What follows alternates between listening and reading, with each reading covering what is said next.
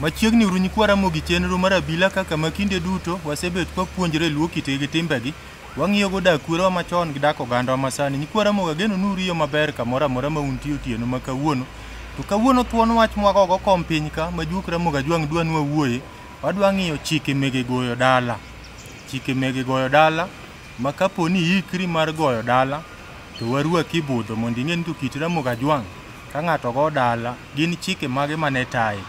Nyikwara mogi kapok wachako twak, antie ka kod nyikwara mogi man gi juogi mege Ramogi Ajwang'. Mang ka juok Ramogi Ajwang' oseluar kuomgi to biro tayowa maber mondo wabed gi lony kaka kit Ramogi Ajwang' dwaro ni ng'ato timo ka goyo dala. Batha tung' kocha antie kod nyakwar Tau Kogot wuod Mur Malanga. Musa ne nyikwara mogi. Nyikwara Ramogi Ajwang' amoso kamoro amora ma untie nosawre uru. An nyakwar Tau Kogot uda kinyi nyaro dhiambo koloko kola nyaruoth nyalego nyadhi. Mano nyaka tumo nyakwe nya uhembo nyago tgagi mano nyarawa. An okego chieng' ochunge kod chieng' onjula to kod ochola kake akochung'. Mago yawuot ka ruoth mago nerena. An yuor Alice Ogot. Mano nyaluo nyagombe nyakonera nyapap ndege nyayogo. Mano mama ma paw ndege ni tie dala gi ma en ndege ma kane waome to ne wadhi gi ndege ome. Erokamano nyakwar Tau Kogot. Ang'e ni ojapakre ka ne nyakwar Tau Kogot ng'ama pieli bathio malingo wadgi mar oyiem nono to ng'e malong'o ni ma kato gi nyakwar Tau ema jowuotho dhi pap gombe omo yuorgi. E batha ka nyakwar Ramogi Ajwang' antie kod Bishop James Otieno ma uda lego nyadhi. Musa ne nyikwara mogi. Nyikwara mogi erokamano kendo odhiambo ma kawuono ni machiegni ure chenwa ni. Nyinga en Bishop James Otieno Makogola. An jalego nyadhi. Alego nyadhi e tiend skul kanyera jakwar ruoth maka kum kombewa modak nyadhi skul kanyo. Ang'eni wabro wuoyo kendo kapok wachako taparo ni waket chunywa kuom Nyasaye mondo walam Nyasaye. Wagoni ni erokamano in Nyasaye ma jatim maber ndalo duto. Erokamano Nyasaye kuom miyowa thuolo kendo machielo kawuono mondo wachak twak Nyasachwa e weche malich machando ogandani ei piny luo Nyasachwa kod kaka ginwang' konyruok. Nyasaye telnwa kwachako wachak kodi kendo watiek kodi kuom yie en Yesu Kristo ruodhwa. Amen. Erokamano ahinya.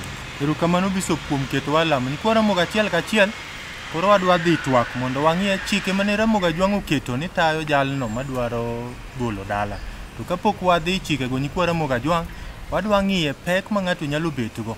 Samoro inyalo bet gi pek kidwa ni mondo igol dala to gin pek mage manyalo miyi bedo. Nyakwar Tau Kogot kapok wadhi chike ma tayo nyikwara Ramogi ka golo dala. Nitie pek moko ma ng'ato kani dalagi to nyalo tame golo dala kendo nyikwara Ramogi nitie maseche moko pek go chandogi. Adwa ni wang'iye nyakwar Ramogi Ajwang' otuomre kod pesa ne mo matin. Koro chunye dwaro ni mondo gol dala kaka kinde ni yudo pesa tek. Tuomre gi nyapese mo to wacho ni an tadwa nawuog agol dala.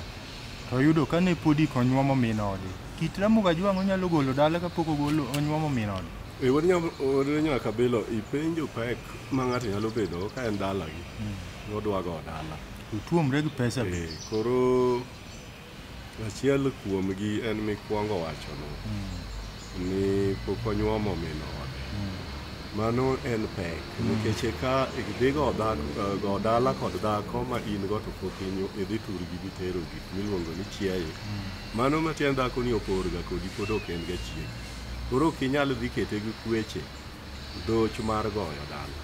Nikech kigo kode dala to samoro udhi ukethre kode boringo weyi. Onge ng'at mobro nwang'o gogo kod dala nikech ne isekete gi kwer mar goda. Mano emomiyo jonyuol nyako ok nyal yieni mondo idhi go dala kod nyare kapok ne gineni kidonjo e dala gi ni biro nyombo in dichuo. Nikech ibro tweyo tiend nyargi gi nyororo mar kweche mag dala ni nyocha ni isego kode.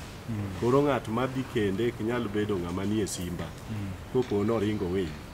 En koro kendo nyako nwang' mana ni koringo weyi to kori kende gi ng'at mosego dala. Man ga dala ne mondo dhi obed dhako mar ariyo kuro. Moko ma wabro luomo galwomo musmus.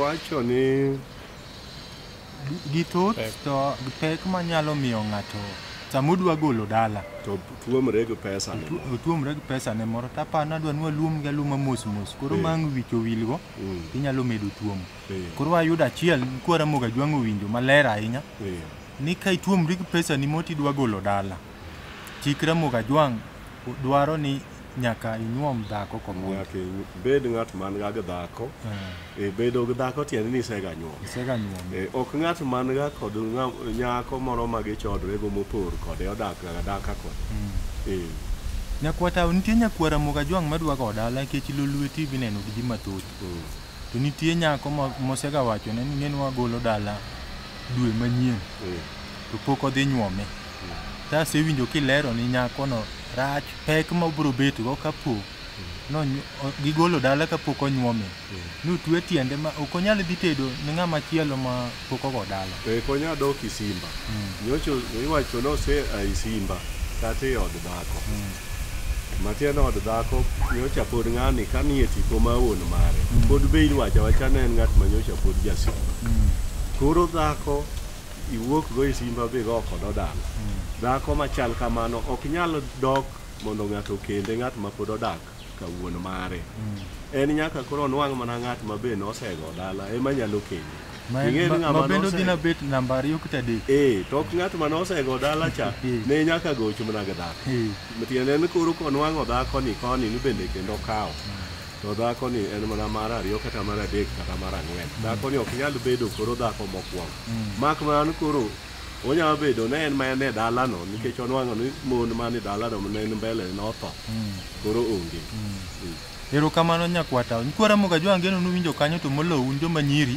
kidwa gol kodi dala kapok onyuomi koro nyaki bende red matek nterie gimo thurwa komondi eka idhi gol koda dala mondo yawna kech winjo ka nyakwata okete ni kitra moga jwang kogol kodi dala kapok onyuomi to koro chik dhi tweyi ma kuchwanyre gi jaodi no to kama idhi tede ok idogi dala itede ne ng'at ma pod odak dala kanya paro nowinjre maber kendo mama omiyo mine bedo ga mager sama ore dwa dhi golo dala to ketne no kigol dala kapok itero gimoro bisop piny Ramoga Jwang ka tinde wan kod joma pod luwo weche Ramoga Jwang to jomoko be jokristo to aneno ka thoth jokristo to wacho ni mano to Yesu ong'eyo wanyalo gola dala chieng' ni los bang'e piny Kristo ka gi kaka nyakwata okele inyalo wache ang'o? Erokamano Okinja kuom penjono nyadi mang'eny asekweraga ne ok adwa ne jothurwa nyaka jogo modonjo e warruok ahinya madip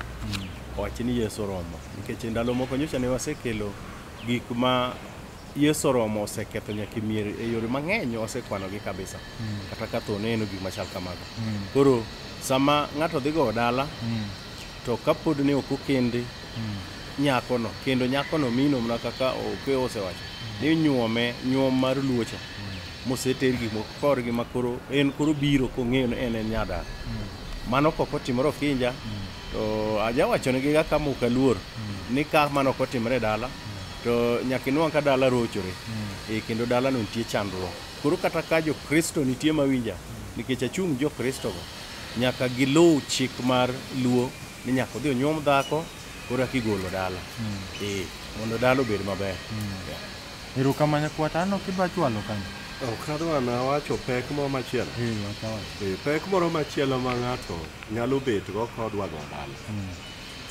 dak ahinya e dala machop kama kori jaduong' bukori chot matieni ionge gi teko mar dichuo teko mar dichuo tiende ni ok inyal dhi e ng'ango kod ng'at madhako ni tim ma onego tim e kitanda kacha kod dhako ng'at ma onge gima dotim e kitanda kod dhako ok onyal dhi goyo dala nikech ok en thuon mano pek ma ng'ato nyalo betgo koro dak dala wahinya machop kinde ma ndalo ni orumo ni koro akini dwaga dhi go dala tisechot ibro dhi nego yawuoti nikech onge gima itimo e dalano to yawuoti to koro timo gino itgi mwalo mano itieko dalani koro ibro wacho ni jomoko nene otimo ni marach seche midhi go dala ni ng'ato nene okunya yath e dala nego yawuoti kod ocheni mokendo nyigi Koro ni in ng'at ma koro ywak aywaka na anero jogi oniang' na.